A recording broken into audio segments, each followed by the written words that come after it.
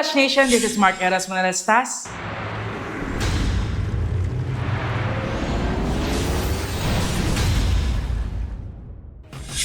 Nag-audition po ako dito sa The Clash Teens because I want to challenge myself po and I want to improve more and showcase po yung iba't ibang part po ng styles ko po ng pagkanta and I want to explore po more sa ganito ka-tinding and tamblado po.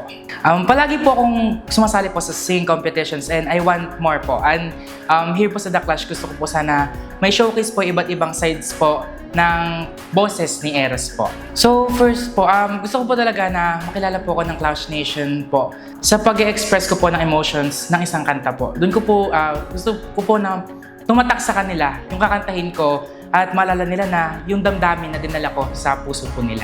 Ang dahilan po talaga ng pagkanta ko po ay para po sa family ko, pero especially po ay my mother. Kasi po, pangarap niya po na makasali rin po nung bata siya sa mga ganitong competition. Pero hindi po nagkatotoo. Kaya po ngayon parang sa akin niya po natutupad yung mga pangarap niya.